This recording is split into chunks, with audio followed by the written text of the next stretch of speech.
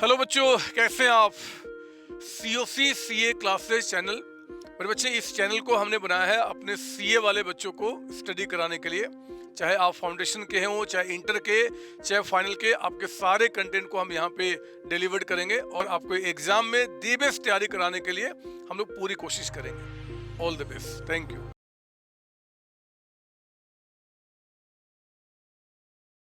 चलिए दोस्तों, फिर कंटेंट को, यूटिलिटी एनालिसिस को शुरू करा जाए, स्टार्ट किया जाए। ओके जी। तो यूटिलिटी एनालिसिस बेसिकली हमारा एक कंसेप्ट है, एक पार्ट है जो इस्तेमाल होता है, जिसका यूज करा जाता है कंज्यूमर इक्विलिब्रियम का पता लगाने के लिए, कंज्यूमर इक्विलिब्रियम का पता लगाने के लिए। तो बेसिकली जो हमारा कंटेंट है वो ये है कि कंज्यूमर इक्विलिब्रियम होता क्या है और इसको निकालते कैसे हैं। क्लियर। कंज्यूमर इक्विलिब्रियम निकालने के लिए दो अप्रोच होती हैं, यूटिलिटी और एक आपका आईसी। हमें इसमें यूटिलिटी एनालिसिस के बारे में ही बात करनी है, ये हमारा मेन कंटेंट है इस पर्टिकुलर चैप्टर में। ठीक है। But first of all we have to know what is consumer equilibrium. What is consumer equilibrium, कि भाई ये जो वर्ड हमें यहां पर दिया गया है कंज्यूमर इक्विलिब्रियम, ये होता क्या है। क्लियर। एक चीज याद रखिएगा दोस्तों, जब हम इक्विलिब्रियम वर्ड की बात कर रहे हैं, तो ये सिंपल शब्दों में, बिल्कुल साधारण शब्दों में मैं आपको बता रहा हूं, ये होती है बेस्ट सिचुएशन। ये क्या होती है? Best situation. एक ऐसा पॉइंट, एक ऐसी सिचुएशन जिससे कोई हटना पसंद नहीं कर रहा। भाई मैं यहां हूं, मुझे आ रहे मजे, मैं कहीं नहीं जा रहा, मैं यहीं रहूंगा। ये क्या है? Best situation. ओके। तो एक कंज्यूमर के लिए बेस्ट सिचुएशन क्या होगी? That is consumer equilibrium. ऐसे ही आगे चल के हम पढ़ेंगे प्रोड्यूसर्स इक्विलिब्रियम, मतलब एक प्रोड्यूसर के लिए सबसे बढ़िया सिचुएशन। ऐसे ही हम पढ़ेंगे मार्केट इक्विलिब्रियम, मतलब एक मार्केट के लिए सबसे बढ़िया सिचुएशन, है ना। खैर, अभी हमें बात करनी है किसकी? कंज्यूमर इक्विलिब्रियम की। तो कंज्यूमर के लिए बेस्ट सिचुएशन, सबसे अच्छी सिचुएशन कब होती है? जब a consumer is said to be in equilibrium when he gets maximum satisfaction from his given income। अपनी इनकम से जब उसे सबसे ज्यादा सेटिस्फेक्शन मिलता है, उस कंडीशन में, उस सिचुएशन में एक कंज्यूमर इक्विलिब्रियम में होता है। फॉर एग्जांपल मिस्टर ए है जी कोई, ठीक है। मिस्टर ए के पास 120 रुपए हैं। 120 रुपए लेकर वो मार्केट गए। उन्हें दो कमोडिटी नजर आई, एक कमोडिटी एक्स और एक कमोडिटी वाई। क्लियर। इन दोनों में से ही कोई मिस्टर ए को बाय करनी है। एक्स जो है उसका प्राइस है 10 रुपए दोस्तों, और जो वाई है उसका प्राइस है 8 रुपए दोस्तों। क्लियर।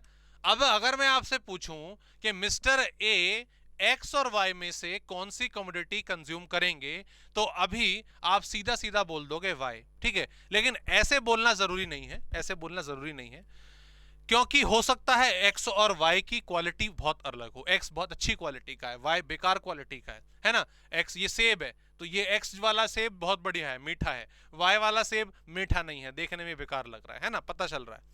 तो तब हम कंपेयर नहीं कर सकते। मुझे ये कहना जरूरी है, ये एक एजम्पशन डालनी जरूरी है कि एक्स और वाई दोनों बिल्कुल सिमिलर हैं, टेस्ट में, क्वालिटी में, यूज में बिल्कुल एक जैसे हैं। एकमात्र डिफरेंस है कि एक्स 10 रुपए का है और वाई 8 रुपए का है। क्लियर जी, बिल्कुल समझ आ गई यहां पे बात। अब इन दोनों में से, अब बताओ, ठीक है, अब इन दोनों में से, एक्स और वाई में से मिस्टर ए कौन सी कमोडिटी खरीदेंगे? सर बिल्कुल इजी है। अगर 120 रुपए एक्स पर खर्च कर दिए जाएं, तो मिस्टर ए बाय कर पाएंगे 12 यूनिट्स, है ना, 10 रुपए के हिसाब से। और अगर 120 रुपए वाई पर खर्च करें, तो ये आ जाएंगी 15 यूनिट्स। तो बिल्कुल सीधी सी बात है, बिल्कुल साफ साफ कंसेप्ट है कि मिस्टर ए वाई को बाय करेंगे, क्योंकि वहां पर ज्यादा नंबर ऑफ यूनिट्स हैं। यहां पर आपने सेम चीज, ये जो डेफिनेशन लिखी है, यही तो हुआ यहां पर। ए कौन थे? ए थे कंज्यूमर। ये जो 120 है, ये क्या था? ये थी इनकी इनकम। और इन्होंने एक्स बाय ना करके वाई को बाय करा। क्यों करा? जरा बता दो। क्योंकि यहां पर इनको मिल रहा है मैक्सिमम सेटिस्फैक्शन, ज्यादा satisfaction. That's it, this is the situation of consumer equilibrium. बिल्कुल सिंपल कि एक कंज्यूमर अपनी इनकम को इस तरीके से स्पेंड करता है, इस तरीके से खर्च करता है कि उसको उससे मैक्सिमम सेटिस्फैक्शन मिले। क्लियर जी? तो a consumer is said to be in equilibrium when he gets maximum satisfaction from his given income। पहली चीज, ठीक है। इसमें एक चीज और याद रखिएगा दोस्तों, जब भी कोई कंज्यूमर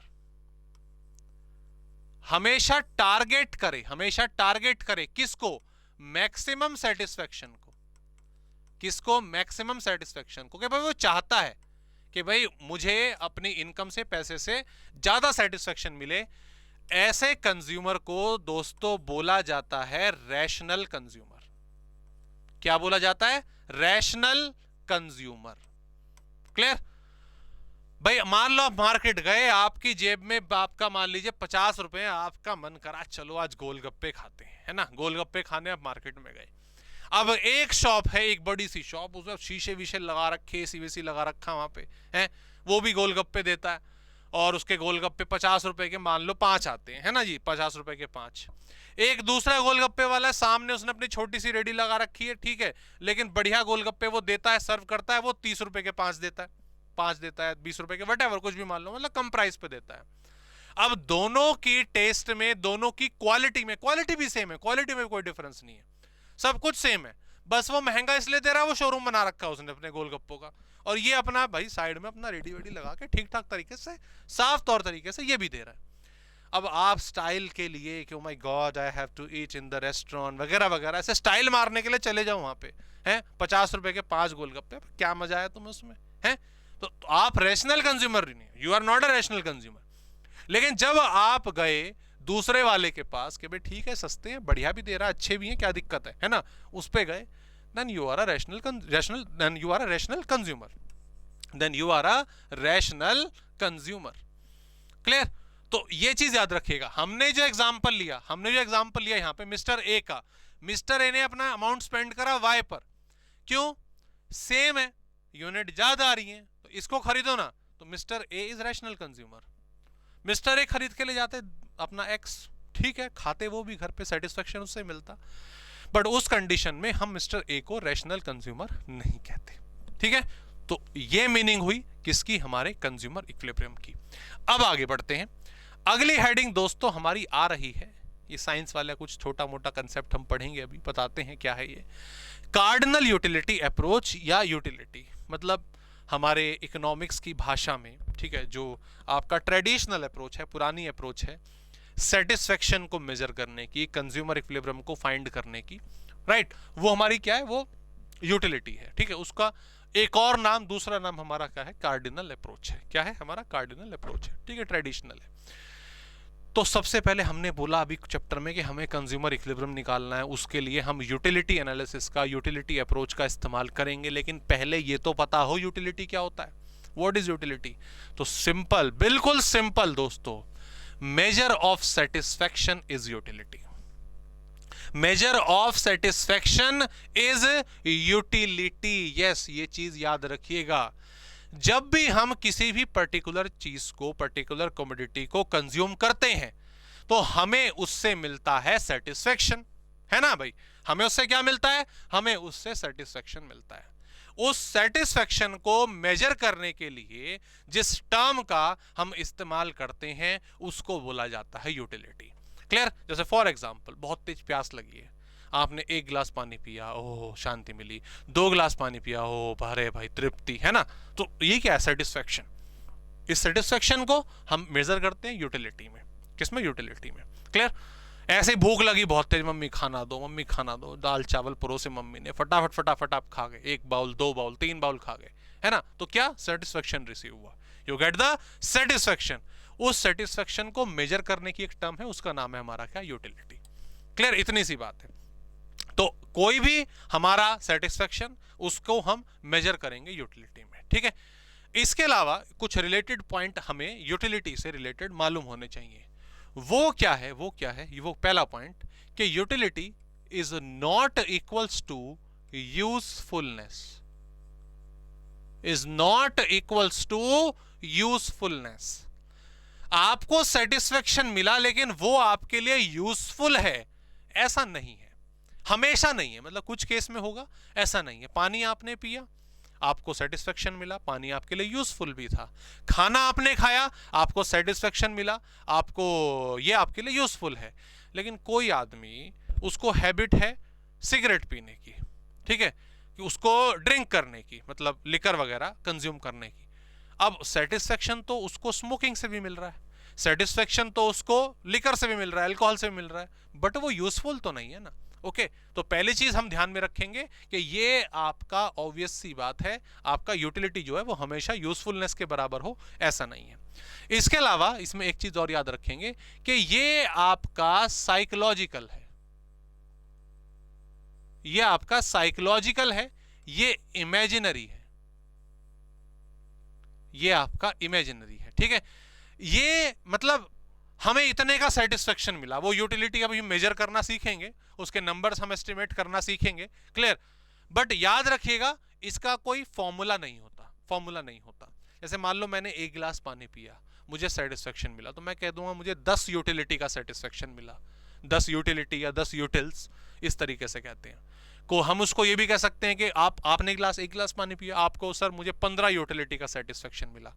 तो ये एक इमेजिनरी कंसेप्ट है, ये साइकोलॉजिकल है, ये बिल्कुल सटीक नंबर बताए कि इतनी यूटिलिटी इतने का सेटिस्फेक्शन ऐसा नहीं है। इसीलिए अगला जो पॉइंट है ना इसका, कि ये इनडिफरेंट भी होता है।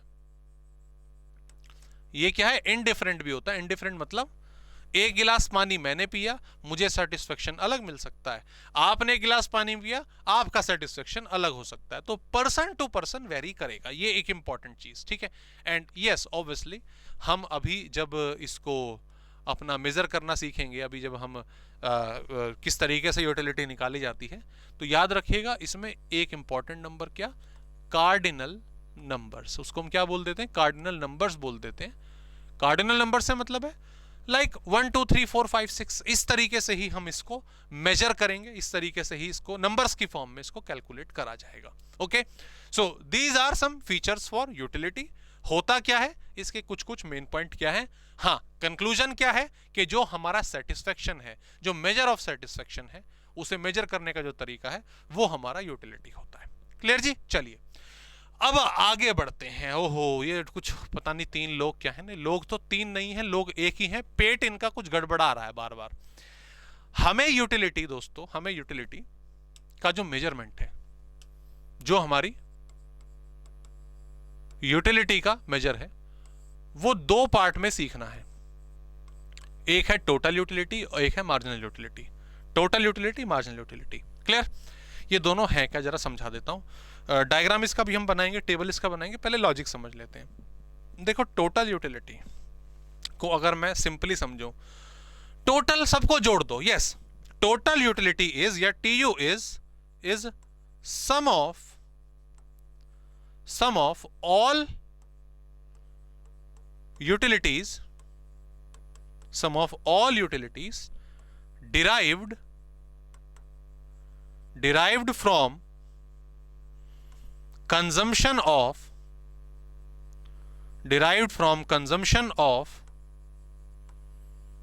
all units of a commodity, right?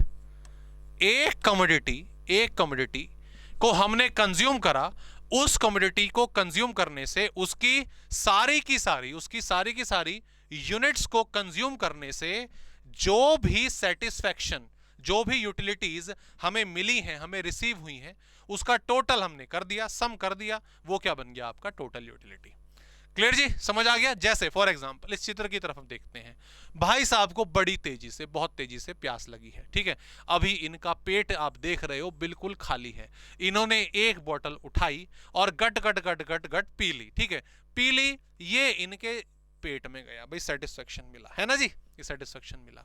अभी भी कुछ तृप्ति नहीं मिली, ठीक है, तो इन्होंने क्या करा, फटाफट से, सीधी सी बात है, अपना एक और बोतल गटका ली और गट गट गट गट करके ये पेट अब इनका पूरा भर गया, तो हम यहां पर देख रहे हैं कि इनका पेट पूरा भर गया। अरे बाप रे, ठीक है ना। तो ये क्या टोटल यूटिलिटी है, ये क्या टोटल, एक बोतल से इतनी मिली, ठीक है, 2 बोतल से सारी की सारी टोटल इतनी मिली, that is total utility. Clear. लेकिन दोस्तों एक और कंसेप्ट हमें यहां पर दिख रहा है, मार्जिनल यूटिलिटी। क्या दिख रहा है? Marginal utility. वो क्या है? इन्होंने जब एक बोतल गटकाई है ना, एक बोतल पी, इनको इतने का सेटिस्फेक्शन मिला, रिसीव हुआ। क्लियर। जब इन्होंने दूसरी बोतल पी, इतने का सेटिस्फेक्शन तो ऑलरेडी मिल चुका था ना, बाद में ये एडिशन हुआ, बाद में इतना एडिशन हुआ। क्लियर। तो दोस्तों हर बोतल पे जो इनको एडिशन मिलता है ना, जो एक्स्ट्रा मिलता है, उसको बोला जाता है मार्जिनल यूटिलिटी। उसको क्या बोला जाता है? Marginal utility. क्या बोलते हैं? Marginal utility. What is marginal utility? Marginal utility is change in total utility due to consumption of one more unit of the commodity,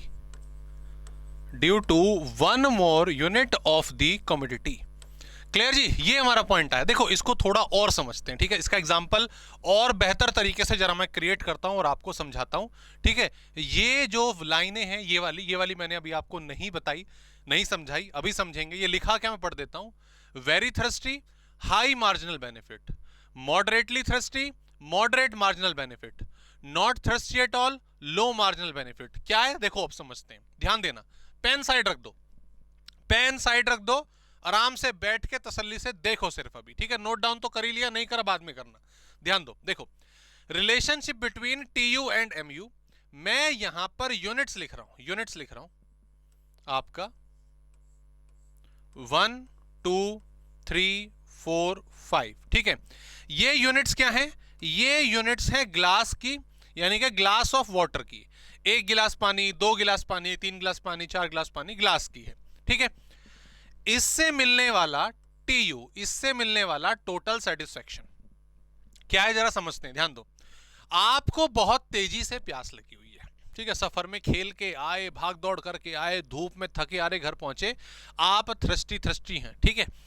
आपने 1 गिलास पानी पिया फटाफट से, ठीक है, भरा 1 गिलास पानी पिया, आपको सेटिस्फेक्शन मिला, राइट। आपको सेटिस्फेक्शन मिला 10 यूटिलिटी का या 10 यूटिल्स का। जैसा मैंने बोला था कि ये एक इमेजिनरी कंसेप्ट होता है, तो आपने एक सेल्फ इमेजिनेशन ली कि मुझे 10 यूटिलिटी का सेटिस्फेक्शन मिला। क्लियर जी, डन, ओके। लेकिन प्यास बहुत तेजी की थी। 1 गिलास पानी पीने से प्यास नहीं बुझेगी, ठीक है। आपने दूसरा गिलास लिया, है ना, तो सेटिस्फेक्शन पहले बिल्कुल 0 था, है ना, बहुत तेज प्यास लगी थी। सेटिस्फेक्शन बढ़ा, अब दूसरा गिलास पीने से सेटिस्फेक्शन और बढ़ेगा, सेटिस्फेक्शन का लेवल ऊपर जाएगा, है ना। यहां पर कितना आ गया आपका? मान लीजिए 18 यूटिलिटी का। अभी भी प्यास पूरे तरीके से नहीं मिटी, आपने फटाफट से तीसरा गिलास पानी पिया, सेटिस्फेक्शन और बढ़ा, 22 और लेवल पे पहुंच गया। क्लियर। अभी भी प्यास नहीं मिटी पूरी, थोड़ी सी कमी रह गई है, आपने 1 गिलास पानी और पिया, आपका सेटिस्फेक्शन पहुंच गया कहां पर? 25 पर। कहां पर पहुंच गया? 25 पर। अब 25 पर आपका जो प्यास इतनी ज्यादा नहीं लगी थी, आपने चौथा गिलास पानी पिया, ठीक है भाई, अब हमें तृप्ति हो गई है, अब हमें और ज्यादा प्यास नहीं लगी है, पानी पीने की जरूरत नहीं है, फुल हो गए एकदम, ठीक है। आपका मटका बिल्कुल फुल है। अब यहां पर मान लो उसके बावजूद भी आपने 1 गिलास पानी और जबरदस्ती पी लिया, 1 गिलास पानी और जबरदस्ती पी लिया, तो थोड़ा वो अजीब सा लगना, गलत सा लगता है, वॉमिट टाइप होने लग जाता है ना। तो अब सेटिस्फेक्शन वापस से डाउन आएगा, और ऐसा होता है, ऐसा खाने के केस में भी होता है। बहुत तेज भूख लगी है, हम खाना खा रहे हैं, एक चपाती, 2 चपाती, 3 चपाती, बढ़ता जा रहा सेटिस्फेक्शन। लेकिन जब आपकी भूख मिट गई उसके बाद भी अगर आप खाओ, ओवर ईटिंग करो, तो अजीब सी एक बेचैनी सी होती है ना, लाइक वॉमिट टाइप वगैरह, प्यूकिंग टाइप वगैरह, राइट। तो वो चीज क्या आपका, वो क्या आपका, यस एग्जैक्टली, आपका डिससेटिस्फेक्शन। वापस से ये यूटिलिटी, आप वापस से सेटिस्फेक्शन आपका गिरने लग जाएगा। ठीक है जी, पहली चीज यहां पे आ गई।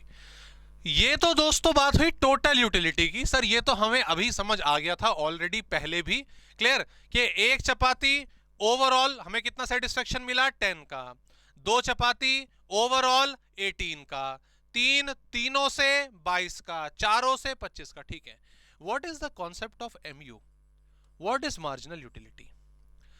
मार्जिनल यूटिलिटी दोस्तों है बेसिकली के सिंगल बेसिस पर आपको कितना सेटिस्फेक्शन मिला, सिंगल बेसिस पर आपको कितना सेटिस्फेक्शन मिला। पहली यूटिलिटी से, पहली यूनिट से आपको 10 का सेटिस्फेक्शन मिला, 10 का सेटिस्फेक्शन मिला। जब आपने दूसरा गिलास पानी पिया था, आपका सेटिस्फेक्शन बढ़कर 18 तक जा पहुंचा। कहां तक जा पहुंचा, 18 तक, राइट। लेकिन उस 18 में दोस्तों 10 का कंट्रीब्यूशन तो पहली वाली का था ना।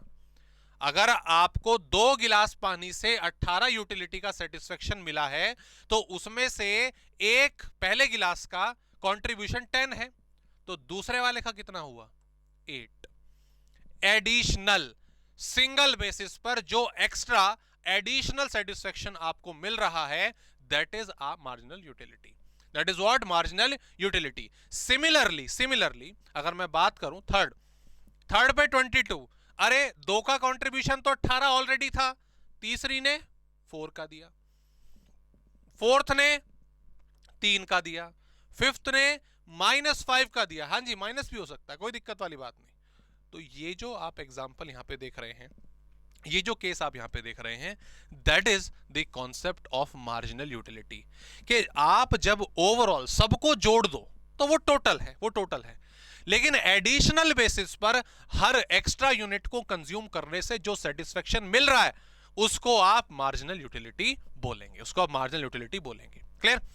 इसमें एक चीज और ध्यान रखनी है आपको, सबसे पहले मार्जिनल यूटिलिटी ज्यादा है, उसके बाद कम है, उसके बाद और कम है, उसके बाद और कम है। डेफिनेटली ऐसा होता है। जब हमें बहुत तेजी की भूख लगी है, बहुत तेजी से प्यास लगी है, हम कंज्यूम करना चाहते हैं अपनी कमोडिटी को, तो मान लो बहुत तेजी से भूख लगी है, मम्मी खाना दो, बैठे खाना बने, मम्मी ने पहली चपाती परोसी, उस पहली चपाती को ओए ऐसा भाई आनंद मिलता है कि भाई वाकई में कुछ हमें सेटिस्फेक्शन रिसीव हुआ। लेकिन दूसरी चपाती से भी सेटिस्फेक्शन मिलेगा, लेकिन वो पहले वाली से कम होगा, है ना। जितना सेटिस्फेक्शन पहली चपाती में है, दूसरी में उससे कम है, तीसरी में उससे भी कम है, फोर्थ में उससे भी कम है। और सेटिस्फेक्शन पर यूनिट बेसिस पर लगातार कम होता जाता है। तभी तो एक समय पे आके हम खाना बंद कर देते हैं, तभी तो एक समय पर आकर हम पानी पीना या जो भी हम ड्रिंक कर रहे हैं उसको बंद कर देते हैं, क्लियर। तभी तो रुकेगा। अगर ज्यादा सेटिस्फेक्शन मिलता रहा फिर तो भैया खाते रहो। शादियों में तो खाना फ्री में मिलता है, लोग खाते ही जाएंगे, क्लियर। तो पहली से सबसे ज्यादा, दूसरी से और कम, अगली वाली से और कम, उससे अगली वाली से और कम। वही चीज यहां पर इस एग्जाम्पल में थी। जब पेट खाली था, बहुत प्यास लगी थी, तो जब पहली बॉटल हम पिएंगे, उससे हमें बहुत ज्यादा हाई मार्जिनल बेनिफिट मिलेगा। जब प्यास थोड़ी मिट गई तो अगली वाली से मॉडरेट नॉर्मल मार्जिनल बेनिफिट मिलेगा, मार्जिनल यूटिलिटी मिलेगी। प्यास लगभग मिट चुकी है, उसके बाद भी अगर थोड़ा बहुत पी लिया तो बहुत कम मिलेगा, लो मार्जिनल यूटिलिटी। उसके बाद भी रखोगे तो नेगेटिव हो जाएगी, negative marginal utility, clear. So that is the concept of total utility and marginal utility. दोस्तों इसका आओ डायग्राम भी बना लेते हैं, इन दोनों का रिश्ता डायग्राम की सहायता से जो है उसको भी एक्सप्लेन कर देते हैं। बड़ा इजी है। ये हमने बनाई y एक्सिस, ये हमने बनाई x एक्सिस, ठीक है, 0 y, ठीक है जी। यहां पर हमने लिखा यूटिलिटी बोले तो टोटल और मार्जिनल दोनों यहां पर आएंगी। इधर लिखा नंबर ऑफ यूनिट्स, ठीक है, डायग्राम कैसे बनेगा, बिल्कुल इजी है दोस्तों। टीयू अगर आप देख रहे हैं, टोटल यूटिलिटी 10, 18, 22, 25, ठीक है, इस तरीके से बढ़ रहा है, उस तरीके से बढ़ रहा है, तो और उसके बाद फिर कम हो रहा है, उसके बाद कम हो रहा है। क्लियर? तो ये आपका राइज हुआ और ये इस तरीके से बनाएंगे, नॉर्मल राइज एंड फॉल। ठीक है, जहां पर दोस्तों ये टॉप पर है, पी पॉइंट में इसको नाम देता हूं, इस पॉइंट को कहा जाता है सैचुरेशन पॉइंट। क्या बोला जाता है? सैचुरेशन पॉइंट या पॉइंट ऑफ स्टेबिलिटी वो भी कह सकते हैं। मतलब क्या है? जब भी आपका कोई भी total value, not only utility, total production, total revenue, आगे चल के हम पढ़ेंगे, जब भी कोई टोटल वैल्यू टॉप पर होती है, पीक पर होती है, हाईएस्ट पॉइंट पर होती है, उसको point of saturation, point of stability कहा जाता है। क्लियर? बात करते हैं मार्जिनल यूटिलिटी की। पहली बात तो यहां से परपेंडिकुलर ड्रॉ करें, स्ट्रेट लाइन में खींचिएगा आप, ठीक है, ये आ गया। अगर आप देखो, ठीक है, यहां पर यूनिट 1 पर ये दोनों सेम है, ये भी 10 है, ये भी 10 है, इसका मतलब पॉइंट स्टार्ट होने वाला सेम है, स्टार्टिंग पॉइंट जो है दोनों का सेम है, यहां से ही होगा। क्लियर? दूसरा हम देख रहे हैं एमयू लगातार कम हो रहा है, 10, 8, 4, 3, -5 लगातार कम हो रहा है, तो लगातार कम हो रहा है तो ये लो इस तरीके से कम होगा दोस्तों। जब ये हाईएस्ट है तब ये आपका 0 होता है, याद रखिएगा, और जब ये फॉल हो गया तब ये negative. That is what? MU, that is marginal utility. Clear? Sir हमारी टेबल में 0 नहीं आ रहा कहीं पर, लेकिन वहां 0 है, कोई बात नहीं, मैं इसको भी आपको एक्सप्लेन कर देता हूं, ध्यान दें। जैसे मान लो आपने 5th यूनिट कंज्यूम करी और उस पर आपको कोई चेंज देखने को नहीं मिला, भाई ठीक है, जितना पहले ही था उतना ही सेटिस्फेक्शन है, तो ये 0 आ जाएगा, तो ये 0 आ जाएगा। उसके बाद जबरदस्ती कंजम्पशन करा, क्लियर, फिर वही अपना माइनस का सिलसिला स्टार्ट हो जाएगा। तो ये भी टेबल बना सकते हैं, जो पहले बनी थी वो भी ठीक है। क्लियर? उसके बाद यहां पर एक्सप्लेनेशन के लिए दोस्तों 3 पॉइंट हमारे जरूरी हैं। 3 पॉइंट की एक्सप्लेनेशन है, उसके अलावा और कुछ नहीं है। पहला क्या? व्हेन टीयू राइज, जब टीयू राइज हो रहा है, जब टीयू बढ़ रहा है, MU is positive, MU is positive, भाई 0 से ऊपर है, पॉजिटिव है, बट फॉलिंग, लेकिन गिर रहा है, क्लियर? दूसरा पॉइंट अगर हम देखें, व्हेन टीयू इज हाईएस्ट, जब टीयू हाईएस्ट है, एमयू इज 0, तब एमयू आपका 0 है, हाईएस्ट है, 0 है, ठीक है नहीं? और last point, when TU falls, MU become negative, MU become negative। ये हमारा कंसेप्ट यहां पर आ जाएगा। क्लियर दोस्तों? बढ़िया, समझ आ गया। सो अभी तक हमने कंसेप्ट समझा, लॉजिक समझा कंज्यूमर इक्विलिब्रियम का, वो क्या होता है। हमने बात करी यूटिलिटी की, it is simply a measure of satisfaction, कुछ उसके स्पेसिफिक फीचर्स थे, उनको डिस्कस करा। यूटिलिटी को समझने के लिए, एक्सप्लेनेशन के लिए, टीयू और एमयू 2 कंसेप्ट हैं, टोटल यूटिलिटी और marginal utility.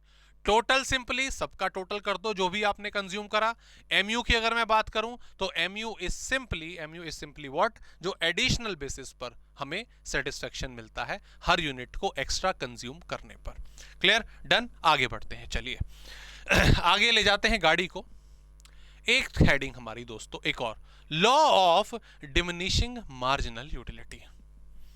Law of diminishing marginal utility already पढ़ चुके हैं, ये ऑलरेडी हम पढ़ चुके हैं, ऑलरेडी इसका कंसेप्ट हमने डिस्कस कर लिया है, कुछ इसके स्पेसिफिक फीचर्स वगैरह हैं वो हम डिस्कस करेंगे, ठीक है। बट है क्या सर, ये तो हमने वर्ड्स ऑलरेडी सुन रखे हैं, मार्जिनल यूटिलिटी, इसको लेकर गहन चर्चा हमने अभी अभी करी, इसको लेकर हमने जो अपना डिस्कशन है अभी करी है डायग्राम के थ्रू।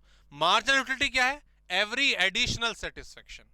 अगर हम किसी भी कमोडिटी की एक एक्स्ट्रा यूनिट कंज्यूम करते हैं तो उससे हमें कितना सेटिस्फेक्शन मिला है, दैट इज मार्जिनल यूटिलिटी। बिल्कुल ठीक है। लेकिन हमने दोस्तों यहां पर उसके साथ एक वर्ड जोड़ दिया है, diminishing. What is diminishing? Diminishing word मिलता जुलता लग रहा है डिक्रीजिंग से, फॉलिंग से, लगातार कम होते हुए से। तो हमारा लॉ क्या हुआ? लॉ कह रहा है कि मार्जिनल यूटिलिटी सदैव हमेशा गिरती रहती है, फॉल होती रहती है। अरे यही तो अभी डिस्कस करा था हमने। It is simply a human psychology, it is simply a human behaviour कि अगर हम किसी भी कमोडिटी का सेटिस्फेक्शन 1 बाय 1 यूनिट बेसिस पर करते हैं, कोल्ड ड्रिंक पी रहे हैं 1 बोतल 2 बोतल 3 बोतल, खाना खा रहे हैं 1 चपाती 2 चपाती 3 चपाती, पानी पी रहे हैं 1 गिलास 2 गिलास 3 गिलास, गोलगप्पे खा रहे हैं 1 गोलगप्पा 2 गोलगप्पा 3 गोलगप्पा वगैरह वगैरह, तो हर यूनिट से मिलने वाला सेटिस्फेक्शन मार्जिनल होता है एवरी यूनिट से, सिंगल बेसिस पर। और वो सिंगल बेसिस पर मिलने वाला सेटिस्फेक्शन लगातार डिमिनिश होता रहता है, लगातार कम होता रहता है। जितना सेटिस्फेक्शन पहली चपाती से मिलेगा उससे कम दूसरी वाली से मिलेगा, उससे कम तीसरी वाली से मिलेगा। ये सेटिस्फेक्शन कम होता जाता है, इसीलिए एक पर्टिकुलर लेवल पर आकर हमारा कंजम्पशन रुक जाता है। क्लियर? ये बहुत जरूरी लॉ है। ऐसा ना हो तो मैंने बताया ना, शादियों में तो अरे बाप रे, फिर लगे रहो खाते रहो भरते रहो ठूसते रहो। दैट्स नॉट पॉसिबल, क्योंकि सेटिस्फेक्शन लगातार कम होगा। तो यही लॉ ऑफ डीएमयू कहता है, लॉ ऑफ डीएमयू, शॉर्ट में डीएमयू लिख देंगे हम इसको, states that when we consume more and more units of a commodity, then satisfaction derived from each successive unit is always less than the unit consumed before. Her unit से मिलने वाला satisfaction उससे पहले वाली से कम होगा। आपको बहुत तेज भूख लगी, आपने 1 चपाती 2 चपाती 3 चपाती 4 चपाती खा ली फटाफट से, सेम एक जैसी चपाती है ना, पहले वाली से सबसे ज्यादा सेटिस्फेक्शन मिलेगा। पहले वाली से मिला मान लो 20 यूटिल्स का, दूसरी वाली से कम मिलेगा मान लो 16 का, अगली वाली से और कम मिलेगा 10 का, अगली वाली से और कम मिलेगा 4 का। सेटिस्फेक्शन लगातार कम होता चला जाएगा, इस चीज का ध्यान रखेंगे, ठीक है। That is the law of DMU. और लॉ ऑफ डीएमयू की अगर हम बात करें तो डायग्राम दोस्तों यही बनता है, सेम एमयू का लगातार कम होना, that is the diagram for law of DMU. Clear? लेकिन आगे ये कह रहे हैं, ये क्या कह रहे हैं? ये कह रहे हैं कुछ एजम्पशंस, व्हाट एजम्पशंस? आप कह रहे हो कि भाई जो सेटिस्फेक्शन है वो लगातार आपका कम होता जाएगा, है ना, आप कंजम्पशन करोगे लगातार कम होता जाएगा, ठीक है, मान लिया हमने, बात ठीक है आपकी। लेकिन इसके लिए कुछ जरूरी शर्तें हैं। ये शर्तें हैं, एजम्पशन मानने पड़ेगा कि ये चीज होंगी तो लॉ ऑफ डीएमयू होगा।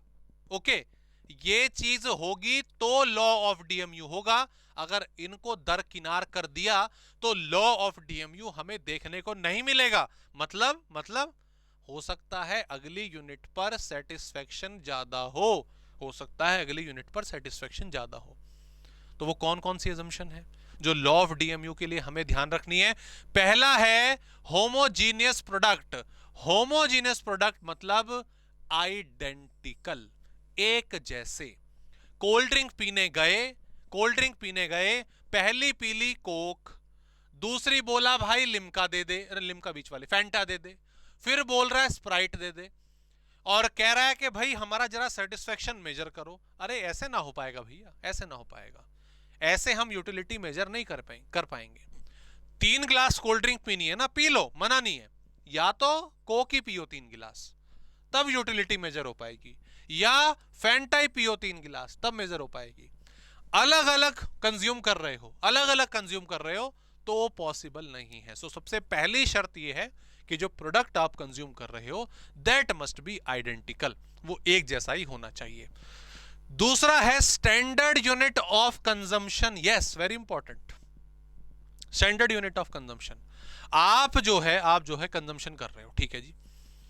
आप मतलब आपको भूख लगी, आपने बोला कि मम्मी आज मैं इकोनॉमिक्स पढ़कर आया हूँ, आप मुझे भूख भी लगी है, आज मैं यूटिलिटी का जो कंसेप्ट है वो मेजर करूँगा, ठीक है। अच्छा मम्मी मुझे क्या नाम है चावल जो है बाउल, मेरे को चावल खाने के लिए दो, मैं यूटिलिटी मेजर करूँगा, ठीक है।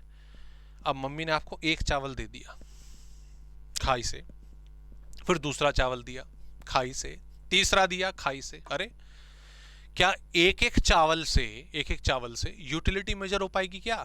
बिल्कुल भी नहीं हो पाएगी, है ना।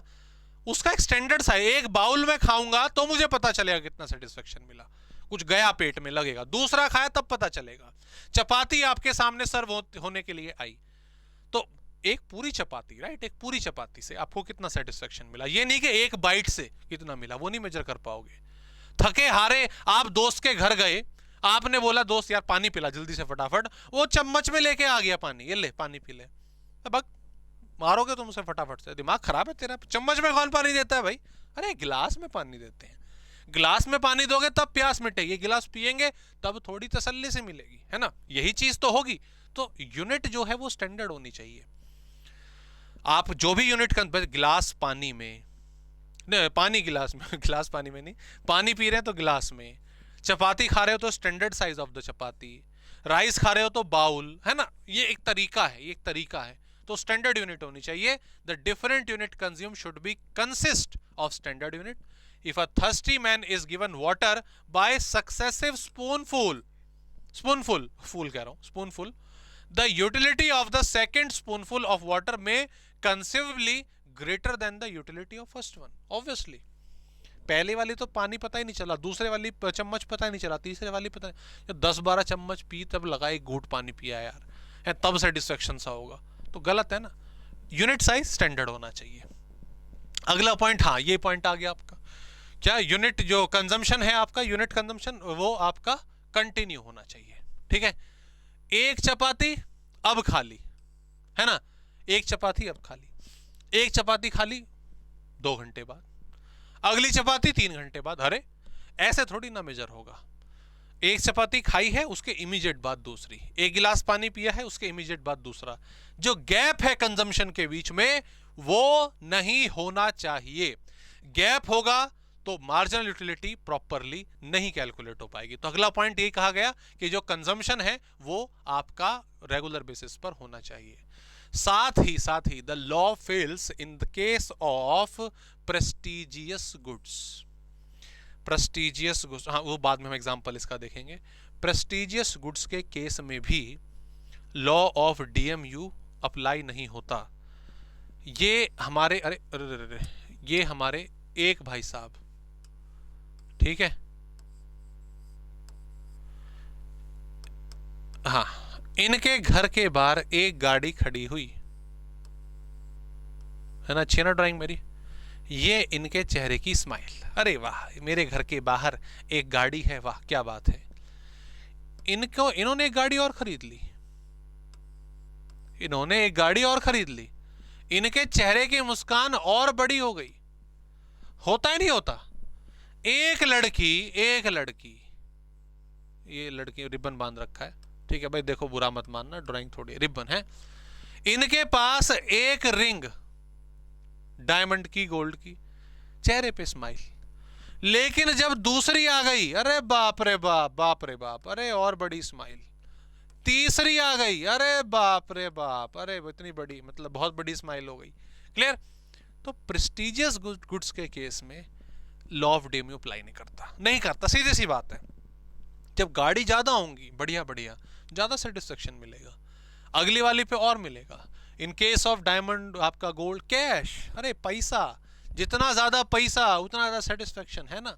अब इसमें ज्ञान मत देना, सब मोहमाया वगैरह, वो बात अलग है, वो बाद में देखेंगे, अभी तो पहले मुद्दे पर आते हैं ना। तो इन केस में अप्लाई नहीं होता। साथ ही दोस्तों, जो हमारे कुछ हैबिचुअल गुड्स होते हैं, मैं आपको बता दूं, वर्ड आप यहाँ पे लिख लीजिएगा, हैबिचुअल। जो हैबिचुअल गुड्स हैं उसमें भी नहीं होता, जैसे अल्कोहल, सिगरेट, कलेक्शन वगैरह। हो ना भाई, झूमने वाला आदमी, उसको झूमने वाले आदमी को एक गिलास पिला दी, वो कुछ पता ही नहीं रहा है क्या हुआ, कुछ भी नहीं। जब वो दूसरा, तीसरा, चौथा अपना प्रोसेस उसने बढ़ाया, वो उसका जो मूड है थोड़ा घूमा, है ना, तब उसको लगा कि हाँ भाई हुआ है कुछ। तो एंड वाले में यूटिलिटी क्या ज्यादा, अरे इन्हें क्यों बदनाम कर रहे हो? आपको जैसे पसंद है चॉकलेट खानी, गोलगप्पे खाने, कई दिन से नहीं खाए गोलगप्पे, आज खाने चलते हैं। दुकान पे पहुंचे, भीड़ लगी है, टाइम लग रहा है नंबर आने में, ऐसे ऐसे हो रहा है, अरे यार जल्दी नंबर आए, जल्दी नंबर आए। तो जब उसने पहला गोलगप्पा दिया, ओ मुंह में फूटा, पेट में गया, अरे अभी और दो और दो और दो। तो 4-5 जब खाए तब लगा कि हाँ कुछ गया है ना। तो हैबिचुअल हमें अच्छा लगता है, हैबिट वाले गुड्स, उन केसेस में भी लॉ ऑफ डीएमयू एग्जिस्ट नहीं करता है, एग्जिस्ट नहीं करता है। ठीक है।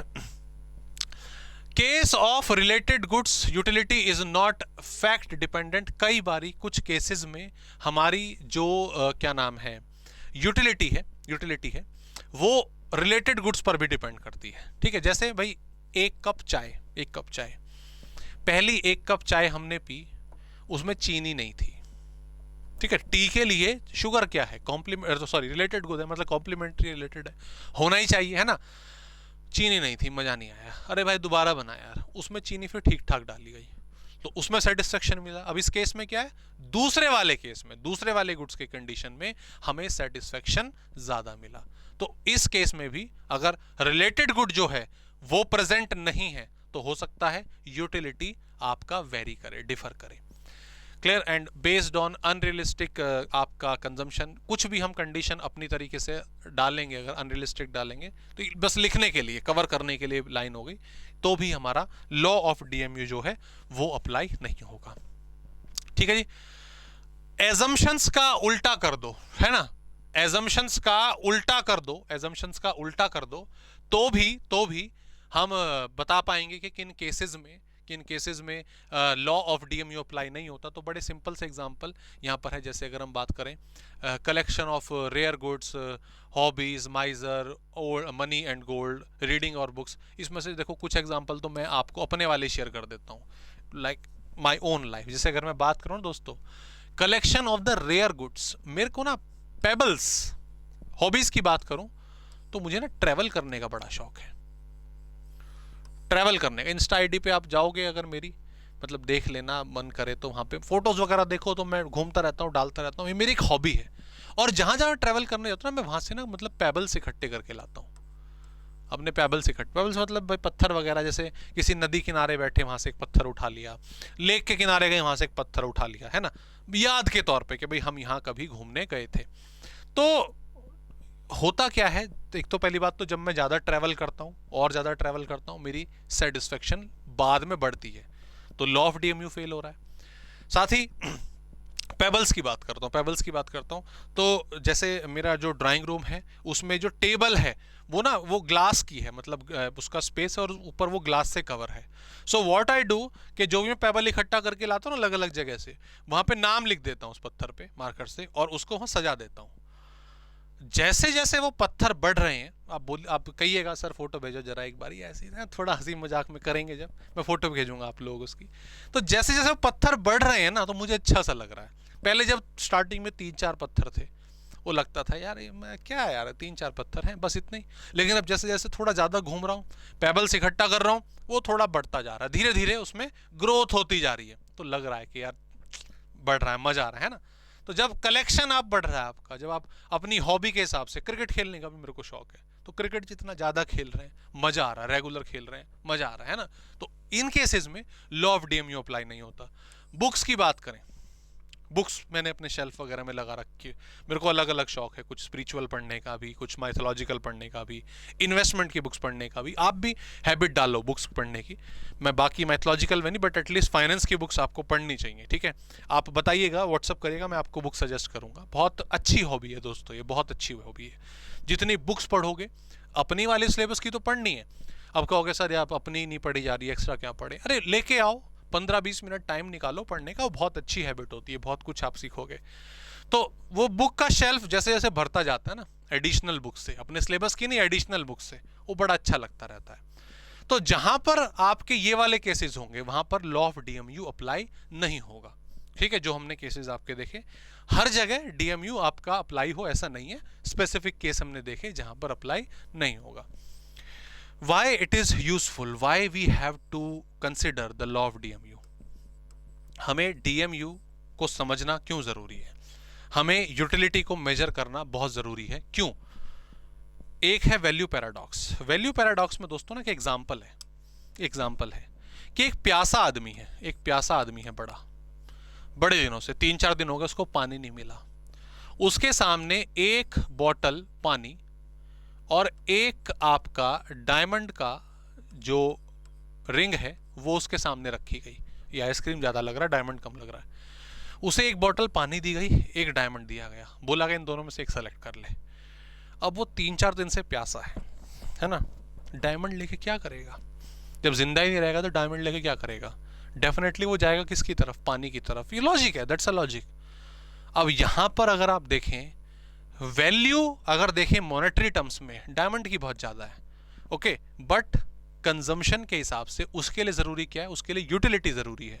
यूटिलिटी उसको ज्यादा मिलेगी पानी की बोतल में, बहुत जरूरी है, इसीलिए यूटिलिटी का कंसेप्ट हम पढ़ते हैं।